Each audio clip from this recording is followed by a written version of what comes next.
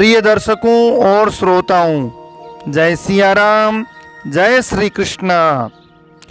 चातुर्मास्य व्रत तथा उसके पालनीय नियम श्रावण मास से कार्तिक मास तक चतुर्मास चौमासा चातुर्मास्य व्रत है। जी हाँ, आइए चतुर्मास के बारे में धर्मशास्त्र का जो बताया वर्णन है वह आप सुने। कौन कौन से नियमों का पालन करना चाहिए, चतुर्मास में क्या क्या वर्णन धर्मशास्त्र ने किया है वह आप सुने। भगवान विष्णु के शयन करने पर चातुर्मास्य में जो कोई नियम पालित होता है वह अनंत फल देने वाला होता है। अद्भुत महात्म्य है चतुर्मास का। अतः विज्ञ पुरुष को प्रयत्न पूर्वक चतुर्मास में कोई न कोई नियम जरूर ही ग्रहण करना चाहिए। जिस प्रकार से सामर्थ्य हो उस हिसाब से ही अपना नियम बनाएं। परंतु सात्विक नियम जब हम ग्रहण करते हैं चतुर्मास में और पालन करते हैं तो उसका अद्भुत ही फल मिलता है। भगवान विष्णु के संतोष के लिए, प्रसन्नता के लिए, कृपा प्राप्ति के लिए नियम जप, होम, स्वाध्याय अथवा व्रत का अनुष्ठान अवश्य करना चाहिए। जो मानव भगवान वासुदेव के उद्देश्य से केवल शाकाहार करके वर्षा के 4 महीने व्यतीत करता है वह धनी होता है। जो भगवान विष्णु के शयन काल में प्रतिदिन नक्षत्रों का दर्शन करके ही एक बार भोजन करता है वह धनवान, रूपवान, माननीय होता है। जो एक दिन का अंतर देकर भोजन करते हुए चौमासा व्यतीत करता है वह सदा वैकुंठ धाम में निवास करता है। भगवान जनार्दन के शयन करने पर जो 6ठे दिन भोजन करता है वह राजसूय अश्वमेघ यज्ञ जैसे संपूर्ण फल को प्राप्त करता है। और जो सदा 3 रात उपवास करके चौथे दिन भोजन करते हुए चौमासा बिताता है वह इस संसार में फिर किसी प्रकार का जन्म नहीं लेता।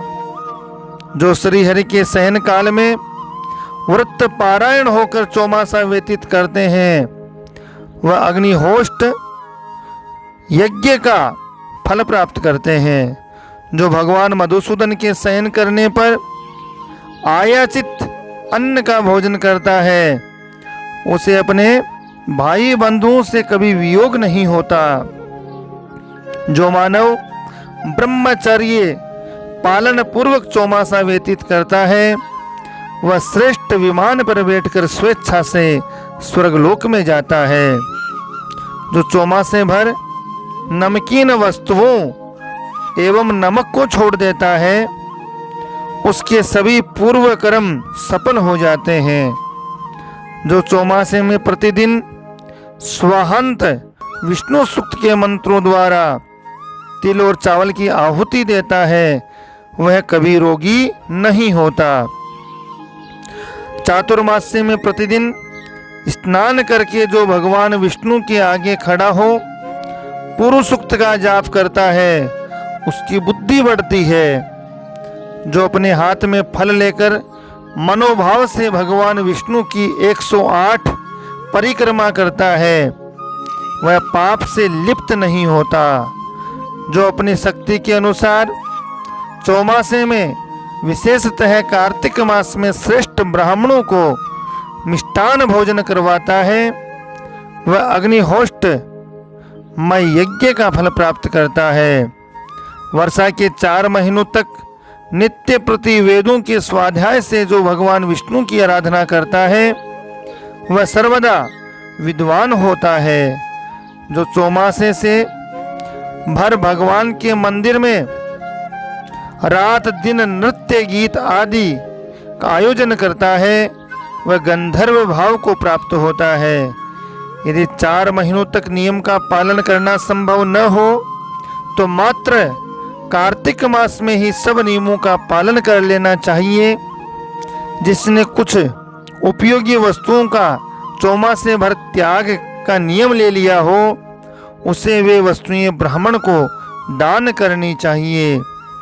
ऐसा करने से ही वह त्याग सफल होता है। जो मनुष्य नियम, व्रत अथवा जप के बिना ही चौमासा बिताता है, वह मूर्ख होता है।